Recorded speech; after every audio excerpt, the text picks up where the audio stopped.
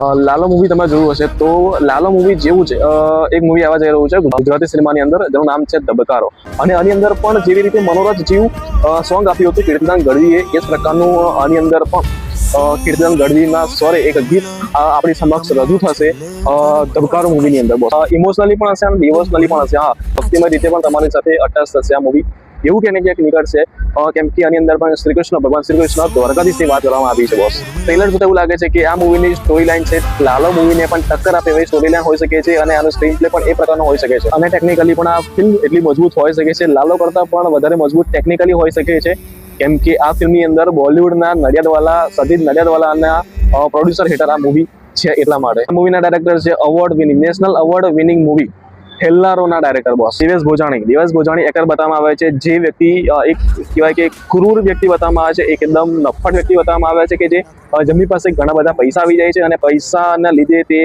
અહંકાર પેદા થઈ જાય છે. અહંકાર તૂટે છે કઈ રીતે તૂટે છે આ વ્યક્તિનો અહંકાર એ આપણને બતાવવામાં આવશે મૂવીની અંદર. ટ્રેલર ઉપરથી એ પ્રકાર લાગે છે અને દ્વારકાધીશના પણ દર્શન થાય છે આપણને તો ક્યાંક ને ક્યાંક ભગવાન સાથે જોડવામાં આવશે આ ફિલ્મને. અંદર બે કલાકારો છે દેવેશ ભોજાણી અને આર્જવ ત્રિવેદી.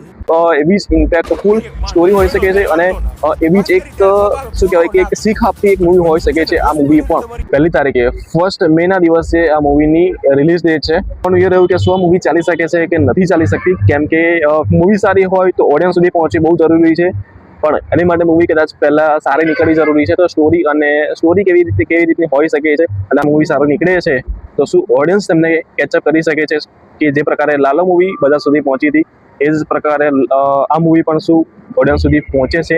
મૂવી જોવા પછી ખબર પડશે કે એક્ઝેક્ટલી મૂવી કેવી છે. શીખ આપતી કદાચ કહી શકાય, લાઈફ લેસન વાળી જે સ્ટોરી કદાચ આની અંદર એડ કરવામાં આવી છે, મૂકવામાં આવી છે અને શું કેટલું ઇમ્પેક્ટ પાડે છે આપણી ઓડિયન્સ ઉપર એ જોવાનું રહ્યું. પ્રકારે મનોરથ જીવ સોંગ ચાલ્યું હતું લાલો મૂવીનું કીર્તિદાન ગઢવીના સ્વરનું એ જ પ્રકારે આ મૂવીની અંદર એવું જ ઇમ્પેક્ટફુલ સોંગ પણ આપણને જોવા મળશે, સાંભળવા મળશે આપણને કીર્તિદાન ગઢવીના સ્વરે જ.